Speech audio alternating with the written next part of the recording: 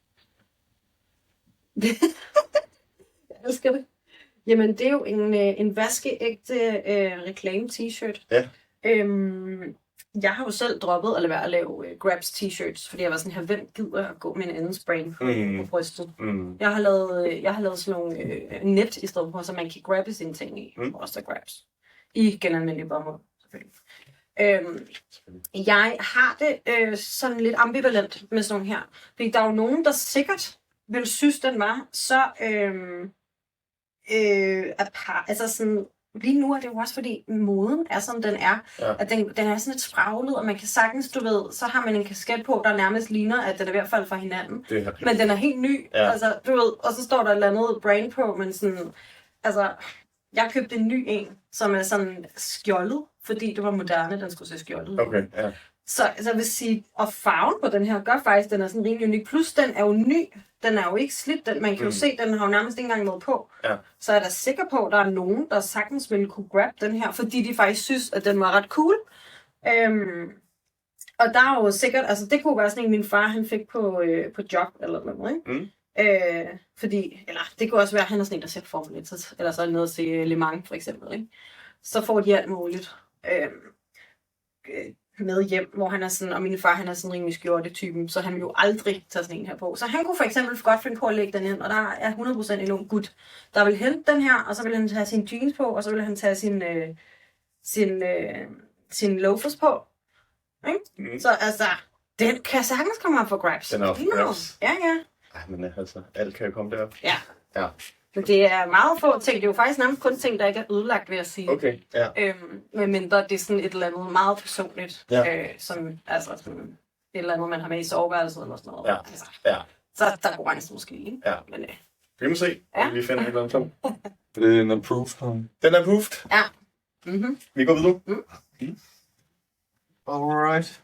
Jamen, her har vi det her. Viser vi fra kage.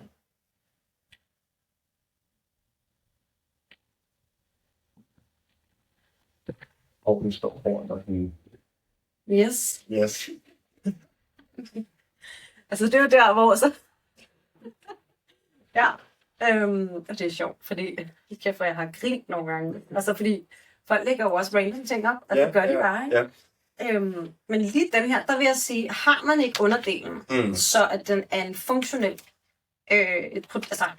en genstand, der er funktionel, så vil jeg sige, så er det der, hvor jeg tænker, så må den ryge. Ja. Og det er mest fordi, at altså sådan, du skal jo være så mega heldig, at der sidder en derude, som har underdelen, og som mangler låget kun. Ja. Og chancen er jo så lille, for at der er nogen, der gør det. Ja. Så jeg vil sige, altså lige med den her, der altså ikke at man ikke kan lægge den ind, hvis man synes, men den bliver ikke hentet. Det gør den ikke, og det kan vi se. Det er jo de ting, som ikke bliver hentet. Vi havde også en, der lagde en Tivoli-kop ind, altså de der, man kan få en 5'er for, ikke? For det er slet, så skulle folk have den bare for at gå ind i Tivoli op. Altså, at du ved, få en 5'er for det, du ved. Ja, så jeg vil sige, den her, nej, altså, det er måske ikke lige, så ryger den. Så ryger den i plast, og så bare få det sorteret ordentligt i plast. Ja, okay. Ja. Den er ikke approved. Sammen med Tivoli-kopper, de er heller ikke approved. Hvis vi nu sagde, at der kom en specifikation på, hvilket låg det var til, vil du så sige, at der var værdi i? Det er jo tit det der med, at ens Tupperware oftest bliver skildret, og så har man alle mulige ting, der ligger i en stor pærevælling, og så er der fandme ikke noget, der passer til sidst, og man mangler altid låget, eller mangler altid den ene del, ikke? Så et eller andet sted, jo, hvis man kan sige sådan, den kan stadig købes, eller det ikke er sådan en gammel version, hvor man ved, at du kan ikke få fat i den mere, eller Ja. Men jeg vil sige, når noget ikke er, som jeg også har skrevet, altså i terms and conditions, den læg venligst noget ind, du selv vil kunne bruge, eller selv vil på en eller anden måde synes havde værdi, ikke? Fordi det er jo også noget med, altså, hvis du lægger en tallerken ind med skov, at du kan godt lægge den ind, men hvis du ikke selv synes, den er noget værd, fordi der er skov i, så er der sgu da ikke andre, der gør, vel? Ja. Så det er jo lidt det der, det er en balancegang hele tiden, men vi er jo ikke efter folk, altså. og siger sådan, den der er for dårlig til at lægge ind, den skal du slet. Altså det kunne vi jo aldrig finde på. Ja. Men der er jo bare noget med ligesom at have sådan en common sense i, hvad er det, der giver mening at lægge ind, ikke? Vi havde nogen, der lagde åbne madvarer ind. Du må godt lægge madvarer ind, så længe, at de ikke er åbnet. Okay. Og de, så emballagen er ubrudt, eller hvad man siger, og at holdbarheden stadig er der. Okay.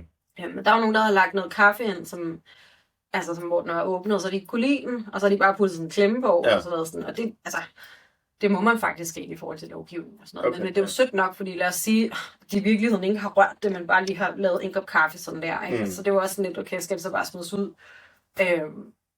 Men det må man ikke. Altså, det må man faktisk ikke. Og særligt ikke, altså sådan forarbejdede fødevarer, de skal ligesom være concealed, eller lukket helt, ikke? Ja. Hvor man kan sige, altså alt som i forvejen ligesom ikke er puttet i emballage, som for eksempel hvis du har en pose æbler, eller du har nogle tomater, de må faktisk godt gives videre uden, altså fordi de ikke er forarbejdet. De er i sig selv naturlige, som de er som æbler, ikke? Uden at de er blevet havet ind gennem et maskineri. Så det må faktisk godt give videre. Okay. Uden at de ligger i en pose. Og man skal så bare være opmærksom på, at dem som henter det, at det er på eget ansvar, man selvfølgelig henter dem, og at man stoler på vedkommende, der giver det ikke har forgiftet mig eller et eller andet. Altså, vi har ikke oplevet det endnu, men jeg har selv, da jeg skulle på ferie, givet en helt pose væk med alt muligt lækkert grønt og frugt og sådan noget, som var altså helt perfekt stand, men som bare ville skulle ryge ud, fordi vi skulle tømme køleskabet for eksempel. Så det må man gerne, men alt andet, som ligesom har været igennem et maskineri, eller hvad man siger, det skal være lukket helt, og må ikke være åbent. Yes. Ja. Godt. Vi går videre. Ja.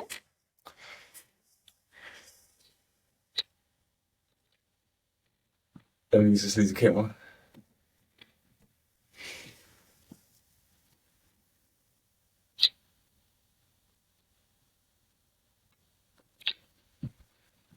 Yes. Og på andre nu. Hvad er det? Hvad er det? Nej.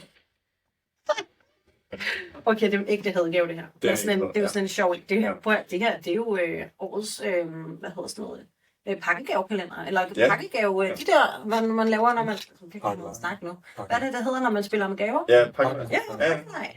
Den er jo grineren, den her. Ja. Den er jo meget sjov. Den giver et godt grin. Det er sådan en billig grin, ikke? Ja. Altså sådan, hvis man skriver, hvad den kan, I don't know. Det handler også om, at man har den i hænderne. Jeg tror, hvis man så den på et billede, vil man nok tænke sådan, what the F? Ja. Altså, men jeg tror, det er helt sikkert, altså sådan, den ville kunne, det er jo i stedet for, at du går ned og giver 30 kroner for et eller andet plastiklort nede i en eller anden, ikke? Billig, altså sådan, så kunne du jo bare lige give den her videre, altså. Man ruller toiletpapir, så er de der, så er de 2 gaver, det er i huset. Jamen, altså, den er jo sjov. Men det kræver, at man kan se lidt, hvad den kan, ikke? Ja, det er rigtigt, Men, og så tror jeg, jeg vil give den et større badge, fordi det er også det der med, at folk kommer ikke kun for den der. Altså, det er det, jeg også lidt kan se, når folk giver nogle lidt flere ting samlet, så bliver det hurtigere hentet, ikke? Fordi der er jo ikke nogen, der kører fra Vesterbro til Amager for at hente sådan den der, måske, vel? Men min opfattelse er, giver man noget lidt i en kasse med noget mere og sådan noget, så er chancen så.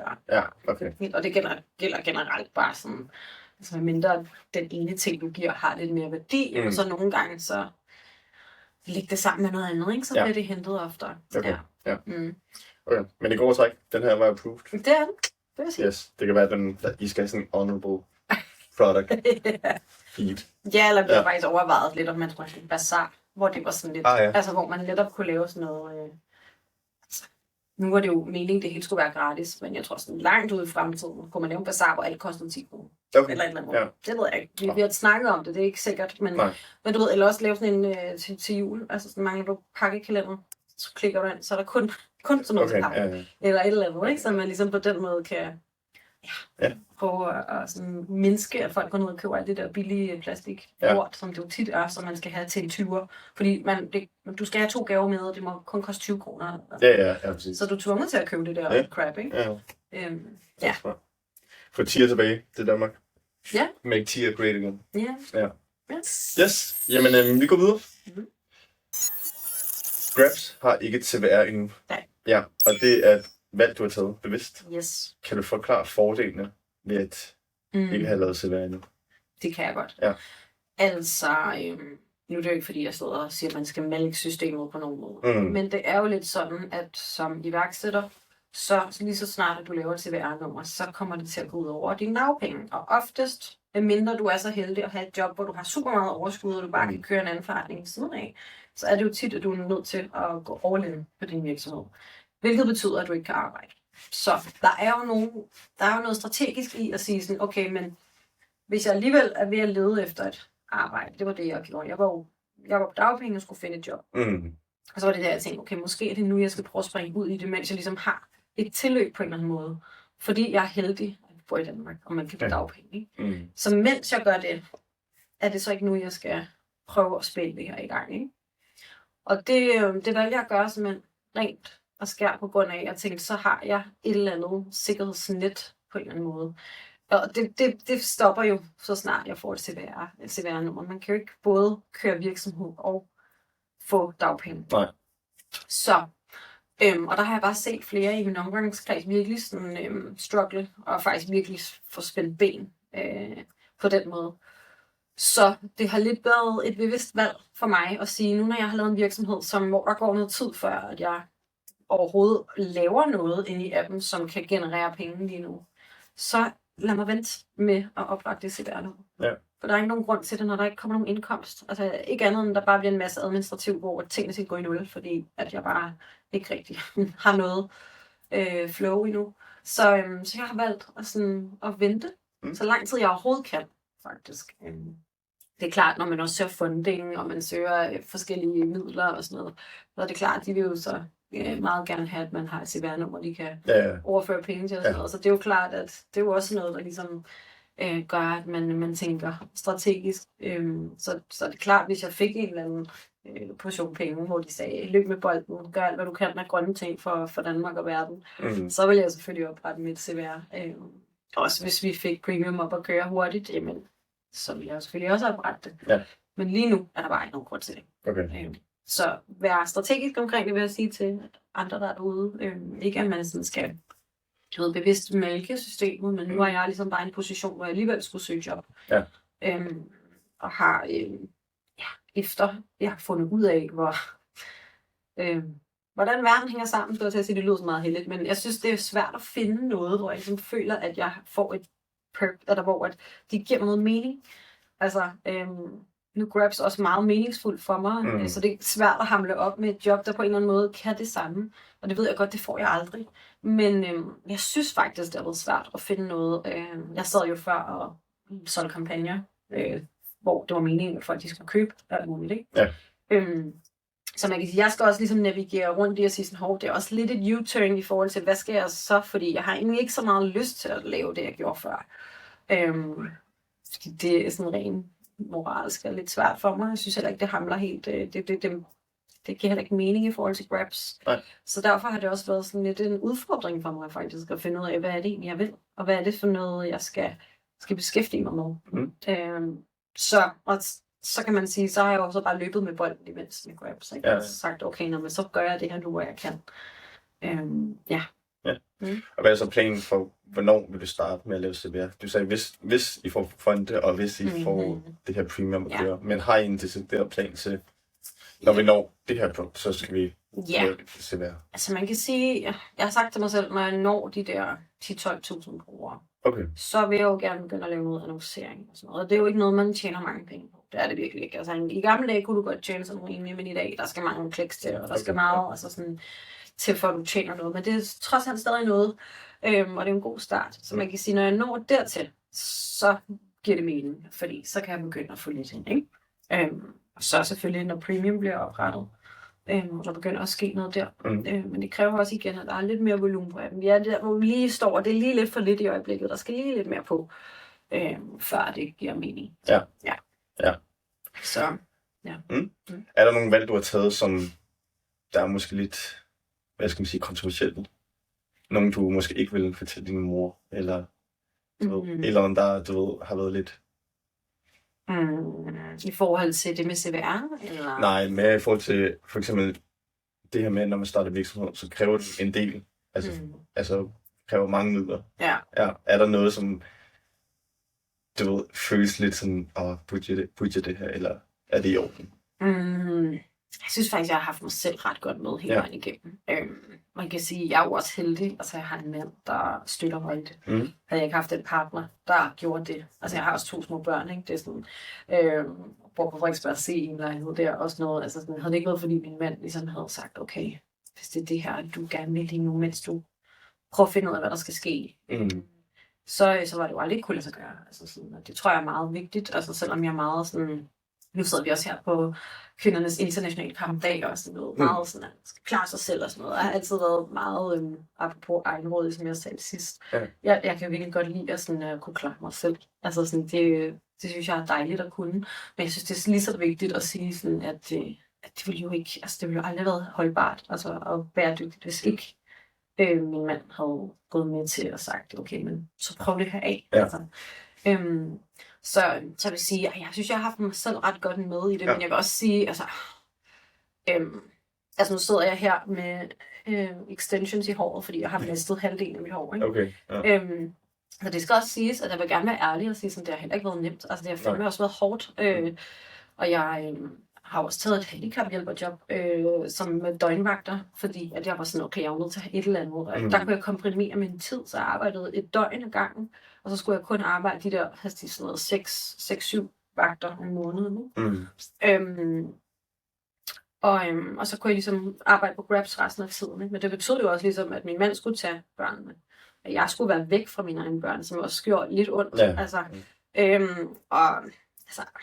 Og arbejde på den måde med mennesker på den måde, det er også hårdt. Jeg tager hatten af for folk, der gør det hver dag. Og tager også hatten af for folk, som gør det som deres rigtige arbejde, hvad man kan sige. Dem, som ikke bare gør det, fordi at de skal noget andet, eller lave noget andet siden af, men som har det som et job. Det vil sige, så man kan sige, det har ikke været en dans på roser, det kan godt være, at det har lyttet lidt sådan, det ved jeg heller ikke, eller når folk kigger udefra, sådan, så har du bare fået vildt mange brugere på ret hurtigt, og sådan noget der fedt, ikke? Men hvor jeg så sådan lidt, ja, men jeg tjener ikke nogen penge endnu, og altså, jeg har også, det har virkelig været, det har slidt på familielivet, ikke? Og der har været, det har sgu været stramt, altså virkelig, ikke? Jeg har virkelig måttet, lægge med planer og virkelig være sådan, det her og ikke mere, vi skal holde budgettet og sådan noget, ikke? Og sådan er det jo at være iværksætter, vil mange jo sige, ikke? Og onde tunger vil jo også sige, at det er jo bare sådan, det er, altså sådan, hvad whiner du for, ikke? Og jo, jeg vil også sige, altså sådan, man skal jo ikke komme let til tingene, det er jo heller ikke meningen, at alting skal være let, det ved jeg også godt. Men jeg tror også bare, at man skal gøre sig, at man skal være klar på, at man skal kunne ofre, at man må ofre noget. Altså det tror jeg bare, man kommer nok ikke igennem det helt uskat, eller sådan helt nemt. Og det er ikke fordi, jeg siger, at man skal være sådan Jesper Buch-agtig og sove på en madras nede i en kælder, og du ved, sådan på den der måde, hvor at alting skal være sådan fuldstændig, hvor man skal køre sig selv fuldstændig i smadret. For at få en succesfuld forretning, det er ikke det, jeg siger. Men jeg tror også bare, det er vigtigt, at man er ærlig omkring, hvad det kræver.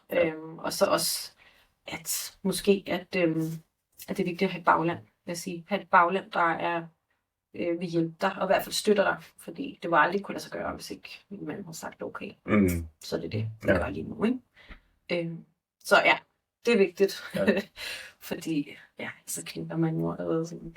Det gør man. Jeg er lidt spændt på, hvornår mit hår vokser ud igen, men det kommer på lige snart. Dårlig søvn og dårlig, jeg har haft alt for travlt, ikke? Og stress og sådan noget, det gør jo, man sætter sine spor. Ja, det er så.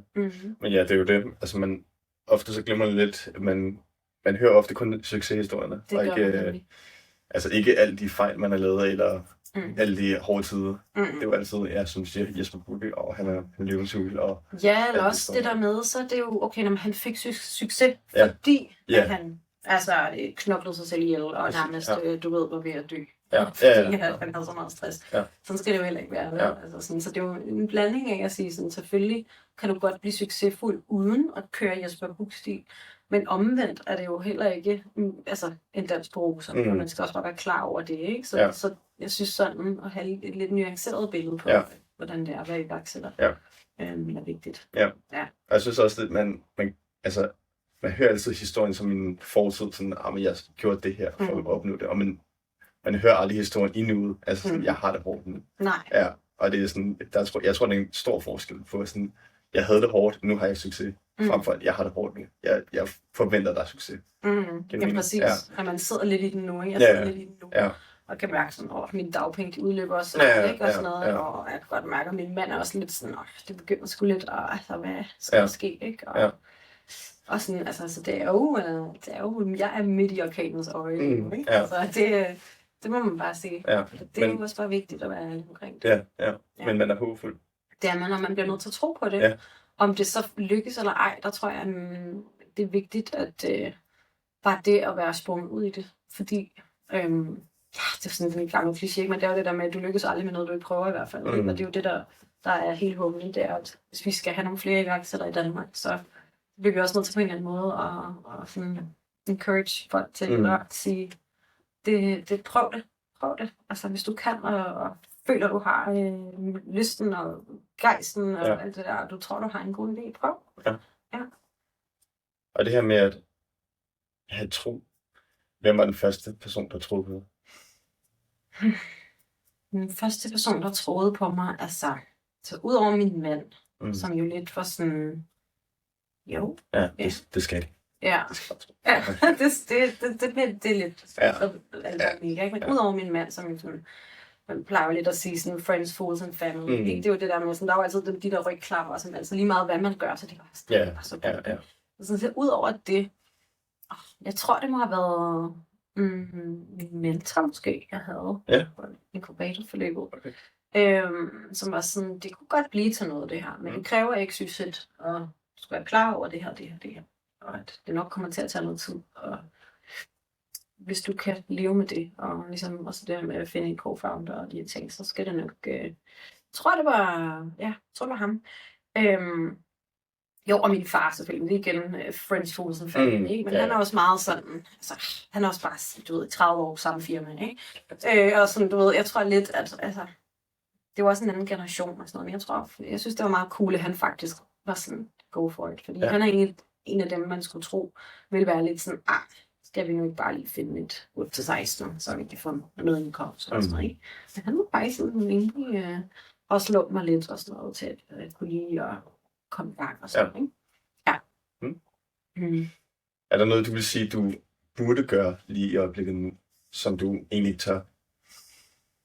Ja. Der er mange ting. Jeg synes hele tiden, der er ting, hvor man er sådan, fuck, jeg bliver nødt til at gøre det. Jeg er nødt til at gøre det her. Altså bare det at lave kold canvas kan jo nogle gange være mega angstprovokerende, ikke? Nu havde jeg et job før, hvor det var lidt det, man skulle gøre, eller det, man gjorde oftest, ikke? Så på den måde har jeg jo fået det lidt ind med modermælken på den måde, men det betyder ikke, at det er nemt. Altså, når jeg skal gå ind i en café, eller ringe en virksomhed op og være sådan, hey, jeg har lavet det her koncept, kunne I have lyst til at donere 3 gavekort til Pointshoppen og få en eksponering til et publikum, der i forvejen tænker lidt grønt. Ja. Altså, det er jo i sig selv lidt angstprovokerende, ikke? Det er jo som at være sidde og være telefonsælger nærmest, bare med dit eget produkt, ikke? Du skal sælge dit eget produkt. Så der synes jeg nogle gange, at det burde jeg jo gøre meget mere, altså det er jo en ting. Så er der jo det her med, altså, at stille mig op sådan en pitch-konkurrence, jeg kan jo se, hvad folk de fandme får af alt muligt, altså, fordi de stiller op til forskellige ting. Så får de 25.000 til at gå i gang med X, og så får de 50.000 til at gå i gang med Y, og alt muligt, ikke? Fordi de gør det, hvor jeg er lidt sådan her, skulle stille mig derop og pitch min egen virksomhed, og til investorer, der sidder der og bare, altså jeg tror virkelig, det kunne give mig rigtig meget, sådan både personligt, men også i forhold til Grabs selvfølgelig. Men det er en barriere, jeg virkelig skal over. Altså kan jeg mærke, ikke? Ja. Okay. Så det burde jeg gøre noget mere. Og så burde jeg jo også, altså, så er der sådan noget sådan, så ved jeg ikke. Alle iværksættere sådan det der med løvens hule, ikke? Hvor man er sådan, jeg ved jo, jeg vil blive sablet ned, fordi de vil være sådan her, hvad har du lavet selv? Så det er sådan, ikke noget nu, men det kommer. Ja. Men jeg tror for min egen sådan, hvad kan man sige, person, altså sådan det her med at sige sådan, jeg gjorde det fandme, også når man ikke får en investering. Også fordi det er meget god eksponering, ikke? Jeg tror, det er det andet. Er det det mest sete eller andet mest sete program i Danmark? Ja, Løvens Hule. Ja. Men altså, sådan, stil nu bare op. Altså, hvad er det værste, der kan ske? Det kan også være, at man bliver klippet ud. Ja. Det kan også være, at man kommer med, og så bliver man, sablet ned af Jesper Buch eller Morten Larsen. Og så får jeg stadigvæk nogle downloads på det. Yeah. Altså, hvad er det værste, der kan ske? Ikke? Men det er jo de der barrierer, man som iværksætter sådan er sådan, jeg ved, jeg skal gøre det. Jeg ved, jeg skal nogle af de her ting for at komme ud. Men det er grænseoverskridende. Ja. Så er det mere SoMe. Altså, jeg skal være mere på SoMe. Jeg skal lave alt muligt. Ja. Jeg skal også have oprettet en ting, eller det har jeg gjort. Men jeg er ikke aktiv nok. Og det er jo også nogle ting, hvor man nogle gange er sådan, så skal jeg vise. Jeg er jo nødt til at vise mig selv. Jeg kan jo ikke vise nogle andre. Det er jo mig, der har lavet den, ikke? Så jeg må hellere komme i gang. Ja. Det skal være lidt svært medium. Det er det. Ja. Men det er sjovt, fordi du slår mig egentlig som en, der er meget åben for at snakke, og altså i hvert fald søge fonde og gøre mine kollegaer og stå op. Og jeg gør det også til en vis grænse, ikke? Men det tager jo tid, alt tager tid. Og så tror jeg også, at skillen nogle gange godt kan bedrage. Jeg tror, man snakker om personlighed, det der med ekstrovert og introvert. Jeg tror, jeg er det der i midten, og jeg kan ikke huske, hvad den hedder, men det er sådan en blanding. Ambivert, mener jeg. Ja, måske. Jeg tror, det er sådan. Ja. Ja. Og det er sådan lidt, der kæmper du jo lidt hele tiden med den der, at man jo egentlig elsker at godt kan lide at være social og sådan noget, men man har sådan noget meget brug for lige at trække sig og lige sådan lade lidt op, ikke? Og så er der bare nogle situationer, hvor jeg bare kan mærke sådan, at jeg skulle ikke tale social lige nu. Jeg har faktisk ikke lyst lige nu. Ja. Hvor en ekstrovert vil jo bare tage hver en mulighed og bare være sådan, hey, hvad så? Ikke? Ja. Så jeg tror også, det handler også om, hvilket menneske man er. Altså, og der er jo sikkert mange iværksættere, som er super introvert. Og det er jo, altså, det er jo en udfordring, og der skal man jo på sin egen måde ligesom lære og komme omkring, hvordan kan jeg selv have mig selv med i det her, men også komme ud med ens produkt og budskab, og det, der skal til, for at man sælger det, der skal sælges. Så det er jo sådan noget, jeg kæmper lidt med. Ikke? Man kan sige, at det ikke er altid, at jeg bare står ud af sengen, og så er jeg bare sådan, it's a new day. Og det tror jeg bare er vigtigt, at man også selvfølgelig lige sidder og tænker over, for jeg kunne da godt forestille mig, at der var nogen, der sad måske og så det her, og så tænkte jeg, at hun virker jo som en, der, du ved, bare synes, det er verdens nemmeste i at stille sig op til Akas fredagsbar, og så lige lave et foredrag om raps, som jeg gjorde her for noget tid siden. Ikke? Ja. Altså, hvor det er sådan, nej, jeg tager faktisk lidt tilløb, og jeg øver mig faktisk også rigtig meget derhjemme. Der er meget, der ikke er op til tilfældigheden, selvom det ser sådan ud. Og du ved, altså, selvom det måske godt kunne se sådan ud. Ja. Men det er også svært, altså man er som iværksætter, man er i hvert fald den første, der skal pitche den. Man skal tro på den selv, ellers så får du aldrig noget igennem. Ja. Nej, det er det. Og det er ikke fordi, du behøver at være den, der pitcher fremadrettet, men hvis du for eksempel er introvert, så vil det måske være en god idé, at du får en frontfører eller talsperson, der netop kan pitche din idé bedre. I hvert fald have kendskab til, eller lave et samarbejde med de rette mennesker. Præcis, det er alfa og omega. Ja. Og det er jo ikke fordi, så selvfølgelig er det en fordel, hvis man er ekstrovert, men jeg vil sige, det er jo, det ved jeg ikke, men hvis man sidder derude og måske er lidt introvert, så betyder det jo ikke, at man ikke kan blive iværksætter, eller sådan. Altså, det er jo, så det, jeg tror bare det, jeg vil understrege, altså min pointe er virkelig bare sådan, det er jo ikke det. Der er det. Selvfølgelig er det måske lidt nemmere men på nogle punkter, blandt andet sådan noget med salg og søgningssalg og alt sådan noget, men der er fandme mange andre ting, man skal kunne som iværksætter, som man kan være totalt pro til, bare fordi man ikke er ekstrovert. Ja. Hvis Grabs ikke fungerede, vi sagde den lukkede, hvad ville du så gøre? Ja, det er jo det. Det er faktisk lidt det, jeg sidder lidt og kæmper med nu. Jeg tror meget, jeg har sådan en brændende lyst til at skulle gøre et eller andet meget håndgribeligt i verden. Og jeg tror lidt derfor, Grabs jo også kom til live. Det her med, jeg føler i øjeblikket, nu det er jo også fuldstændig gang, hvad der foregår lige i øjeblikket. Ja, det foregår. Altså, men jeg tror meget, jeg har sådan et behov for, at det gør noget meget konkret. Altså noget, der er sådan helt nede på et niveau, hvor at mennesker skal føle, at de bliver taget i hånden, enten, eller at man på en eller anden måde kan hjælpe dem. Og jeg tror, så jeg har jo faktisk lige søgt et job på et krisecenter, faktisk. Okay. de havde brug for sådan en til at stå for alt i forhold til værelser, indret værelserne. Sørge for, at alle deres tøjstørrelser til, når kvinderne kommer ind, og har deres børn med, der er mange af dem, der ikke engang har noget tøj, og de har ikke noget legetøj, de har ikke noget. Så de havde sådan en helt lager, med alt muligt, hvor det var meget sådan, der skulle gøres totalt, altså der skulle ryddes op, og der skulle laves, det hele skulle sættes i system. Og så var det ligesom mig, der skulle gøre det, plus at jeg også lige skulle bage lidt boller en gang imellem, sørge for, at der var god stemning, sætte noget stearinlys, male væg med nogle rare farver, og sådan noget. Nu er jeg jo meget sådan æstetisk, og jeg elsker jo, du ved, at kan sådan genbrug og sådan noget, ikke? Så det var jo bare et perfekt job, ikke? Ja. Så noget, hvor det sådan, det havde jeg jo ikke tænkt førhen, men det her, det er jo meget håndgribeligt. Der kommer nogle kvinder ind, og nogen, der er i krise, en ægte krise, og så skal vi prøve at få dem til at få en så god oplevelse som overhovedet muligt, ikke? Ja. Det er jo sådan noget, hvor jeg føler, at jeg ville kunne gøre en reel forskel for nogen. Ja. Så det er jo sådan nogle jobs, altså lige pludselig synes jeg sådan noget, hvor før der var det jo bureau og influencer marketing, hurtigt, og salg. Så det vil sige, at du er ændret, som du har startet Grab? Jeg har ændret mig. Det skete nok også lidt før, ikke? Det skete jo nok allerede dengang i 2021, hvor jeg begyndte at brygge på ideen og skrive forskellige noter ned på telefonen og sådan noget, ikke? Men det kommer løbende. Altså jeg har ændret, min person har ændret sig. Jeg har også søgt et andet job lige, som er med unge mennesker, der har sådan et fag, der hedder content creation for eksempel. Hvor jeg sådan, de skal lære, hvad det vil sige at arbejde med kommunikation, hvor en af delene er jo så for eksempel content creation. Hvordan laver man en hvad hedder sådan noget, sammenklipper man en reklame for eksempel. Sådan noget. Altså, det er også sådan noget, hvor de går i 7. klasse for eksempel. Ikke? Altså sådan noget, hvor det er helt nede på et niveau, hvor det giver mig noget mening på en eller anden måde. Ja. Hvad er det lige pt, som du frygter allermest ved Grabs? Så skulle det jo være netop, at det aldrig nogensinde lykkes. Ja. Men jeg tror, altså jeg er jo også lidt sådan, jeg er jo også meget sådan en, jeg tror min mand nok vil synes, jeg er lidt for nonchalant, men jeg er meget sådan en, det nytter ikke noget at tage sådan forstået. Altså jeg er meget sådan en, altså nu er vi nået hertil. Altså i princippet kan den jo køre, uden jeg overhovedet er inde over den, nærmest for evigt. Altså så skulle det være, så skulle jeg lukke pointshoppen ned, og så det er så det med folk kunne stadig udvikle ting, uden at jeg var inde over, fordi det bare fungerer.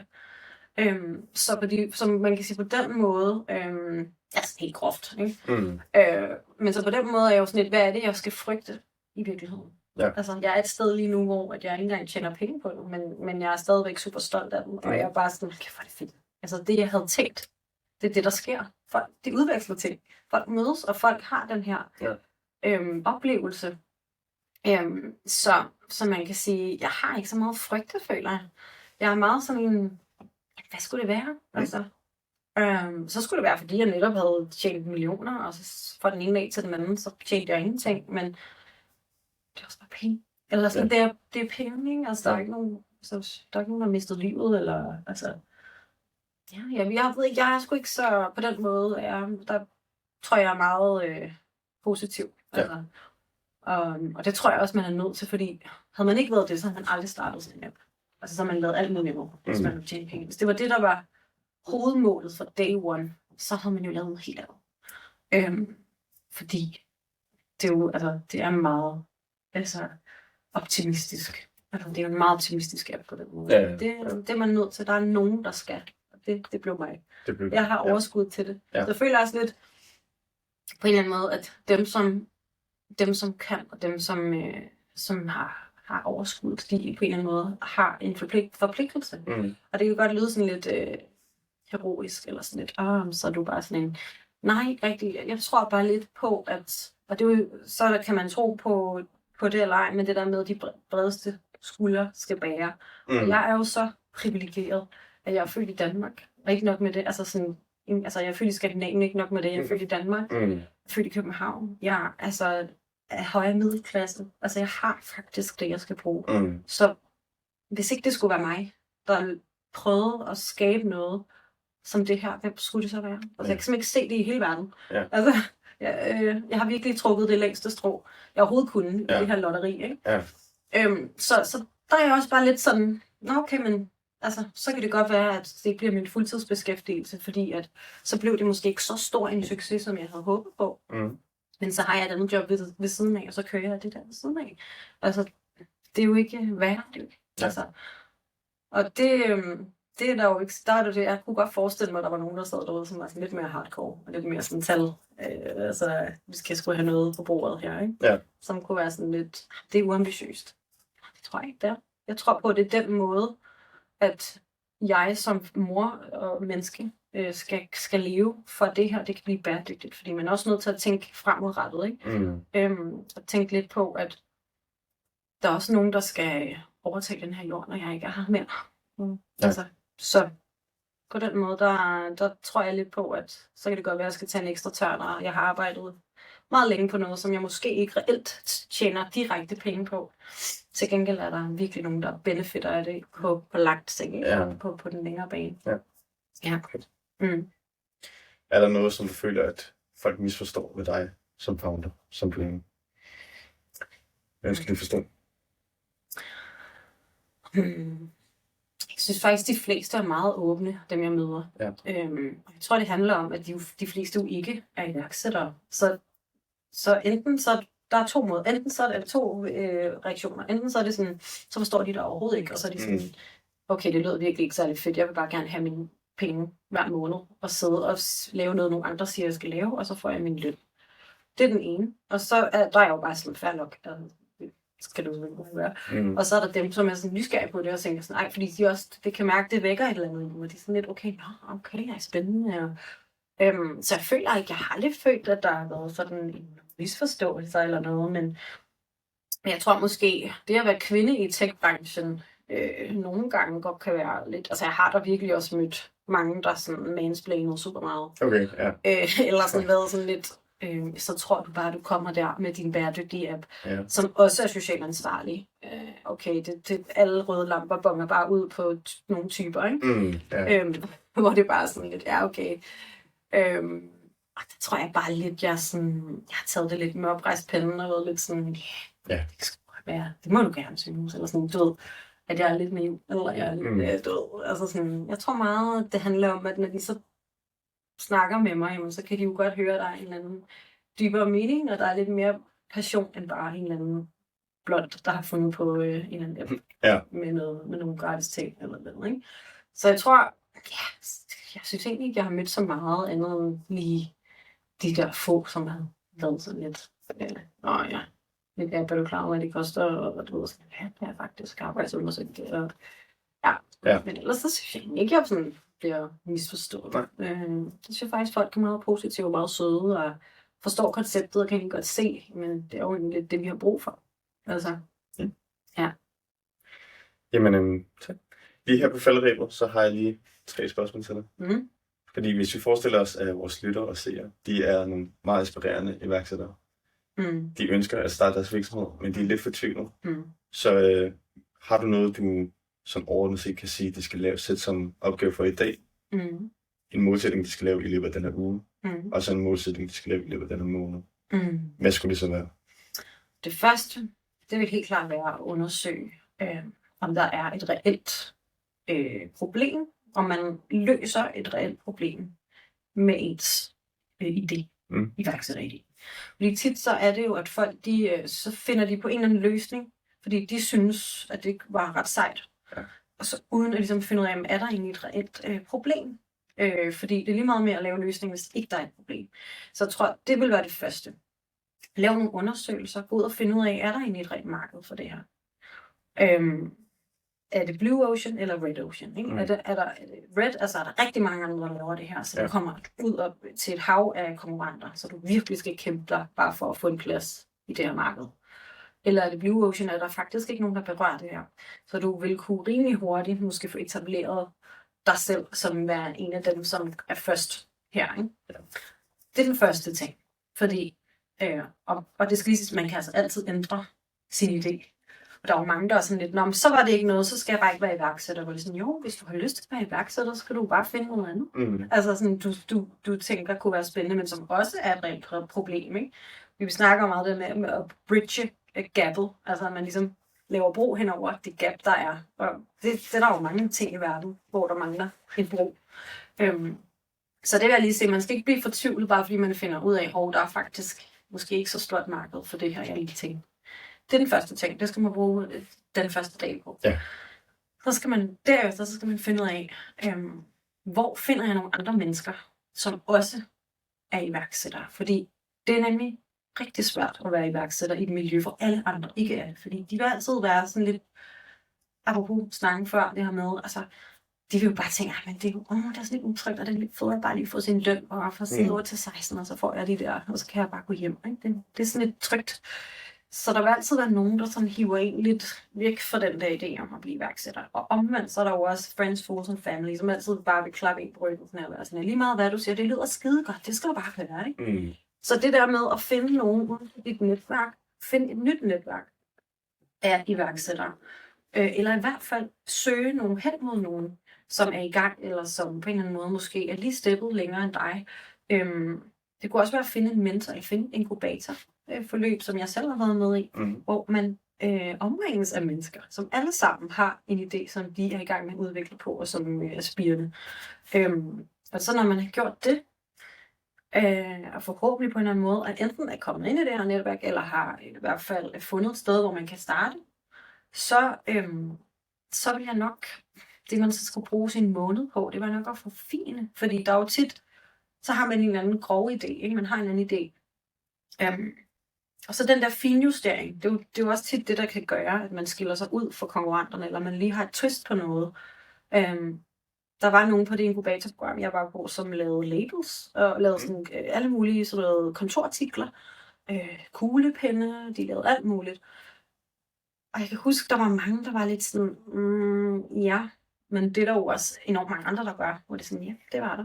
Men de lagde simpelthen deres prispunkt lige lidt billigere, også selvom de nærmest ikke tjente noget på det, fordi der er jo rigtig mange producenter i Kina og alle mulige andre steder, som tjener ikke særlig meget. Men de lagde deres prispunkt lige lidt billigere, så selvom at de kun lige tjente en lille marken, så var det dog stadigvæk noget, de tjente, men det var mindre. Og det gjorde så, at de fik enormt mange ordre. Så lige pludselig så eksploderede det. Altså de fik bare, det gik helt vildt godt. Altså. Og det gjorde lige pludselig bare, at de fik skabt en base, og de fik også et ry ind i den branche, for at de leverer gode produkter, men det er stadigvæk billigt. Og når man er en kæmpe corporate virksomhed, som skal have 1000 kuglepinde eller et eller andet, så betyder det jo meget, om den koster 3 kroner, eller den koster 2,5. Ja. Altså, så det er sådan nogle ting, ikke? Og det er jo ikke fordi, at deres idé så var dårlig fra start, bare fordi der var mange andre, og det var Red Ocean, forstår du, hvad jeg mener? Men det er mere det der med at sige, okay, men hvad er twistet, hvad kan vi gøre her? Det kunne også være, at de havde, så havde de en eller anden, jeg kan ikke huske, hvad de havde, de havde et eller andet ekstra, hvor det var sådan lidt, okay, det var sgu meget fedt. Okay. Altså, det er jo også noget, man kan så arbejde på. Så kan man arbejde på at få fin sin idé. Ja. Til for ekstra værdi. Ja, ligesom der er mange coaches. Ja, verden har ikke kun brug for 1 eller 10 coaches. De har brug for mange coaches. Hvad er det, der gør, at du skiller dig ud? Sådan nogle ting. Ja. Det vil jeg bruge min måned på. Okay. Fordi det kan godt tage tid at finde sin rette hylde, eller hvad man siger. Ja. Tak for det. Tak for at komme her og være med i podcasten. Og tak for at starte virksomhed, som jeg nemlig startede. Så det her med bæredygtighed, det vi begynder at gå lidt længere væk fra, på grund af nogle politiske årsager. Så det er utrolig vigtigt, at vi har sådan nogen som dig, som bliver ved med at tænke bæredygtigt, og bliver ved med at skubbe den her tanke og idé om, at vi alle skal tænke mere miljøvenligt. Ja. Så tak. Tak fordi du var med.